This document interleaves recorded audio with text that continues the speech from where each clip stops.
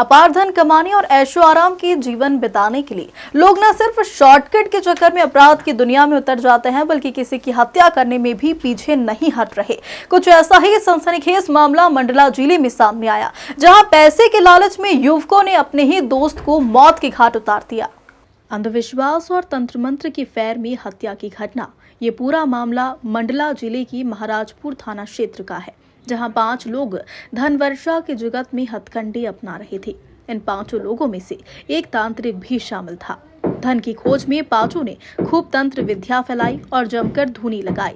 बेहिसाब धुन भी जब काम नहीं आई तो 5 में से 4 लोगों का दिमाग घूम गया और ग्रुप में शामिल तांत्रिक ने अपने ही ग्रुप के एक व्यक्ति को फांसी की रस्सी से लटकाने का षड्यंत्र रचा।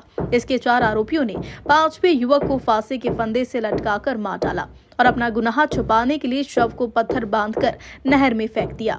पुलिस ने मामले की बारीकी से जांच करते हुए हत्याकांड में शामिल 4 आरोपियों सहित तांत्रिक को गिरफ्तार कर लिया। ये 15 तारीख को एक डेड बॉडी बंजर नदी के नीचे मिली थी, जिसमें कि उसकी पीठ पे एक बड़ा सा पत्थर बंधा हुआ था और कुछ चोट के निशान भी थे। प्राइमा फेसिया ये मर्डर केस लग रहा था। पीएम रिपोर्ट में भी इस बात की पुष्टि हुई, उसमें अपराध पंजीबद्ध किया गया और जब विवेचना हुई तो एक नया तथ्य सामने आया कि यह पूरी तरह से अंधविश्वास, झाड़ फूक और तंत्र मंत्र का के बेसिस पर ये हत्या की गई है। कुछ लोगों के पास ये दिमाग में बात थी कि हमें यदि कोई ऐसी रस्सी मिल जाए जिससे किसी ने फांसी लगाया है तो उस रस्सी से पैसों की बारिश होगी झाड़ फूक के माध्यम से। तो 4 लोगों ने मिलकर प्लानिंग बनाई। इसमें इसको, चूँकि मृतक की कमजोरी थी शराब पीने की, उसको शराब पिलाया और उसको एक फांसी के फंदे में लटका दिया और जब उसकी मृत्यु हो गई तो उसके पीठ पर पत्थर बांध करके नदी में फेंक दिया और उस रस्सी के बेसिस पे उन्होंने एक तांत्रिक से कांटेक्ट किया कि हमें रस्सी मिल गई है, इसकी पूजा कर लेते हैं। आमतौर पर चूँकि अंधविश्वास है, ऐसा कोई संभव नहीं है, पूजा पाठ की गई बट ऐसा कुछ हुआ नहीं।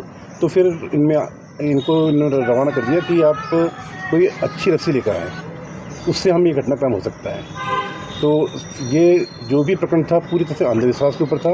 पुलिस ने फिर जांच इसमें जारी करी तो विवेचना के तौर पे ये बात पता लगी कि 4 लोग इसमें इन्वॉल्व हैं और ये पूरी तरह से झाड़ फूक, तंत्र मंत्र और अंधविश्वास के चलते एक व्यक्ति की हत्या की गई है। सर, ये जो 4 लोग जो आरोपी बनाए गए हैं, जिनको पकड़ा गया है और जिस तरह से घटनाक्रम बता रहे हैं कि झाड़ फूक, तंत्र मंत्र के चलते हैं, इन्वेस्टिगेशन में ये कहीं पॉइंट हुआ है कि ये इन लोग आगे पहले भी कभी कुछ इस तरह की गतिविधियों में इन्वॉल्व रहे हों या नहीं? इस तरह की बात सामने तो नहीं आई, बट इनका ये कहना है कि ऐसा होता है, हमको जानकारी मिली है। इस कारण से इन्होंने यह प्रयास किया और ये जो घटना है इनकी प्लानिंग पहले से थी। एक व्यक्ति की तलाश कर रहे थे, जिस व्यक्ति उनके पास पहुंच जाए ताकि उसको फांसी लगा करके हमको रस्सी मिल जाए। मृतक कौन है सर? और इसमें जैसा कि तंत्र मंत्र वाली जो बात आ रही है, तो क्या तांत्रिक को भी इस मामले में इन्वॉल्व किया गया? जी, इस मामले में तांत्रिक का भी रोल है, क्योंकि उसी ने ही अंधविश्वास फैलाया कि ऐसा घटनाक्रम हो सकता है। और इसमें मृतक जो है वो राहुल नाम का व्यक्ति है, करीब 30-35 साल की उसकी उम्र है। चूँकि शराब पीने का आदी था तो उस कारण से जितने भी आरोपी हैं उन्होंने इसको बहला फुसला कर गए, शराब पिलाए और इसकी हत्या कर दी। तांत्रिक की गिरफ्तारी हुई है। सर, घटना स्थल कहाँ का था, कहाँ लगाई गई थी फांसी? ये महराजपुर थाने का मोहन टोला।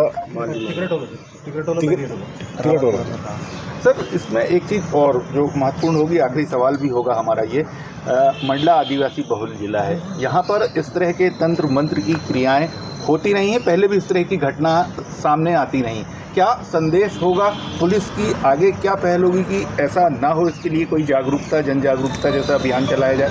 इसमें इसकी बहुत आवश्यकता है। इसमें समाज कल्याण विभाग के माध्यम से और हम पुलिस के माध्यम से भी हम लोग इसमें कार्रवाई करेंगे। आम जनता के दिमाग में ये बात है जो अंधविश्वास से प्रेरित है। एक और प्रकरण आया था सामने जिसमें आपको जानकारी होगी कि बाघ को मार करके उसकी खाल पे बैठ करके यदि हम पूजा करें तो पैसों की बारिश होगी। यह वास्तविकता से बहुत दूर की बात है। जनता को बताना होगा कि इससे कुछ होता नहीं है, अनावश्यक आप कहीं ना कहीं गलत रास्ते में पहुंच जाते हैं। मंडला से सलीम खान की रिपोर्ट।